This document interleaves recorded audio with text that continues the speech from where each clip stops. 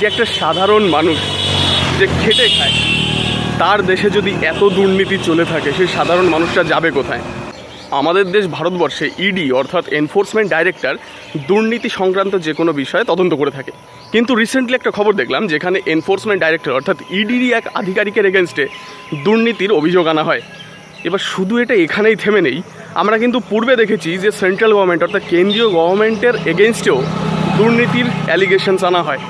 এমনকি আমরা এটাও দেখেছি যে কোনো এক রাজ্যের মুখ্যমন্ত্রী তার নামেও কিন্তু দুর্নীতির অ্যালিগেশনস আনা হয়। ইভেন নেতা মন্ত্রীদের নামে তো এই দুর্নীতির অ্যালিগেশনসগুলো কন্টিনিউয়াসলি আমরা পেয়ে যাচ্ছি। দেশের সিভিল সার্ভেন্টরা আইএএস আইপিএসরা তাদের নামেও দুর্নীতির অ্যালিগেশনস পেয়ে যাচ্ছি সবসময়ের জন্য। পুলিশ ডিপার্টমেন্টে তো কন্টিনিউয়াসলি ওই যে ভিডিও দেখেই যাচ্ছি আমরা যে রাস্তায় এখান থেকে হাত পেরে টাকা নিচ্ছে, ওখান থেকে হাত পেরে টাকা নিচ্ছে।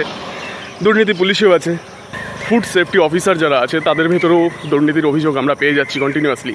ইভেন বিএসএফ আর্মি তাদের এগেনস্টেও দুর্নীতির অভিযোগ আমরা কিন্তু পেয়ে যাচ্ছি খবরে। পঞ্চায়েত মিউনিসিপ্যালিটি একদম বিলো লোয়ার লেভেলেও আমরা কিন্তু দুর্নীতির অভিযোগ পেয়ে যাচ্ছি। কিন্তু কথাটা আমি যেটা বলবো যে একটা সাধারণ মানুষ যে খেটে খায় তার দেশে যদি এত দুর্নীতি চলে থাকে সেই সাধারণ মানুষটা যাবে কোথায়? তার জায়গাটা কোথায়? তার সাথে যদি কোনো অন্যায় হয় সে তার বিচারটা চাইবে কোথায়? এমনকি সে যদি বিচারও চাইতে যায়, আমরা কিন্তু রিসেন্টলি এটাও দেখেছি এক জজ সাহেব তার এগেনস্টেও দুর্নীতির অ্যালিগেশনস আনা হয়েছে। আমার কিন্তু এখানে রবীন্দ্রনাথ ঠাকুরের ওরা কাজ করে কবিতাটা খুবই মনে পড়ে যায়।